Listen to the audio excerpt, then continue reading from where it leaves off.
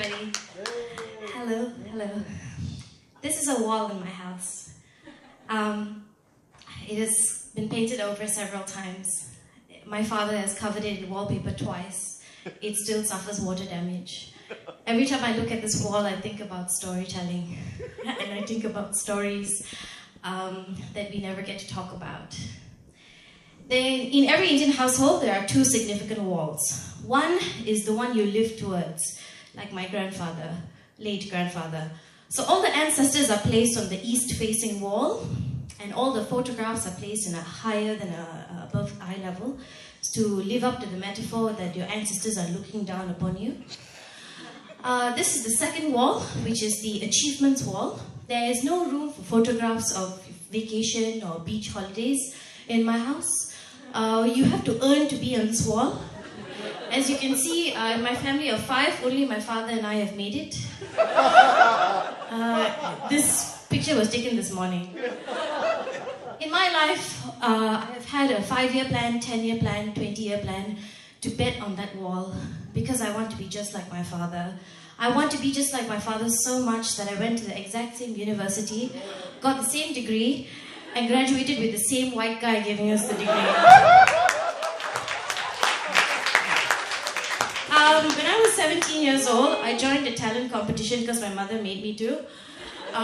Everybody was dancing and singing because in Malaysia that's what talent competitions are. I went to the girls' bathroom and wrote a poem. That's what the poem, an excerpt from the poem was.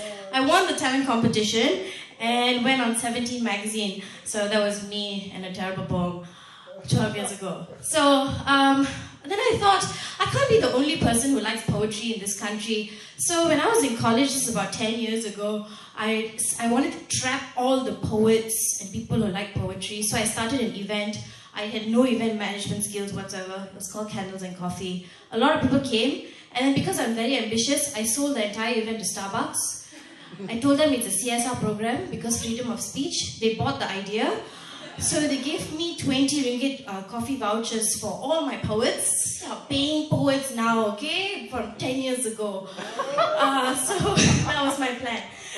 But you see, I never wanted to be a poet. I wanted to be Oprah Winfrey. I never actually met her. That's from the Madame Tussauds in Thailand. So, I wanted to be just like her. I wanted to present, I wanted to tell stories, I wanted to talk to people on television. But when I applied, Bernama said I was too brown, and Trax FM said I sound too feminine. So I went and did my master's, and then I wrote about being brown. And I wrote about how in Petronas Deepavali advertisements, there are stereotypes that affect the Indian community and perpetuate until today. And this paper has been published and all that. And then eventually, I wrote a book. And I was so adamant that I told my publisher, I don't care, you must put a brown girl on the cover. He said, cannot, so I got them to paint her. And it worked out anyway. She looks a bit orange, but it all worked out. So this book is called Taboo, and it's about all the things my mother told me not to do. That book took me to Mumbai, to where I did TEDxGateway, which changed my life completely. Because I know a lot of people in this room because of this event. I went on stage in India and I talked about being Indian in Malaysia. It was very weird to them. And then after the live streaming was over, this is my grandmother. She was in the hospital at the time, but she watched the live streaming because she damn changgay, and she gave me a thumbs up. And I love her very much. My grandmother has Alzheimer's and she doesn't remember a lot of things now, but I always show her pictures to jog her memory. I came back and my friends and I did a lot of poetry in the city.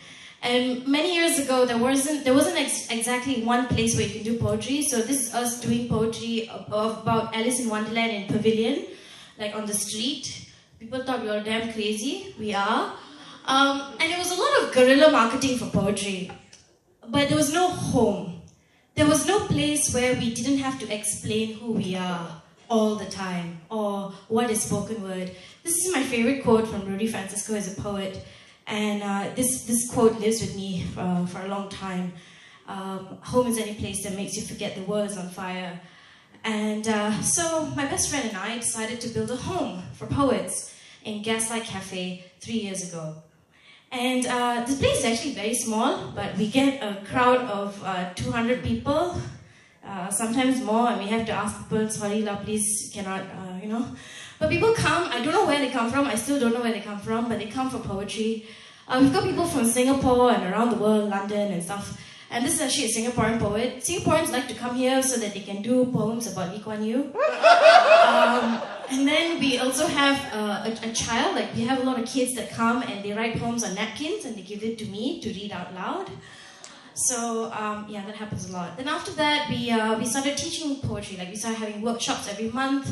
So we have a show that happens every second Thursday until today, and we have a workshop every second Saturday of the month that teaches poetry and shares different styles in Malay, English, Mandarin, Tamil. Tamil actually don't have because it's very hard to find. But yeah. And then we also run a poetry slam, which is a competition style for poetry. And I don't like slams, so I made it an anti-slam. So instead of a trophy, you get a fake crown on a fedora hat. And then that's how you win the slam.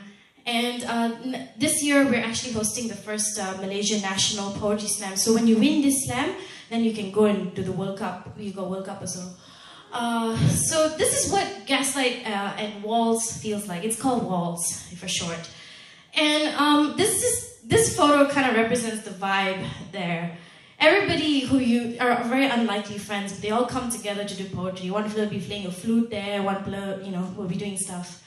And when I look back in my life of the last 27 years, and I think about the walls in my house, I think it's time to have bigger aspirations than just to be etched on that wall, or etched on any wall. So this is what I'm just going to keep trying to do. Thank you.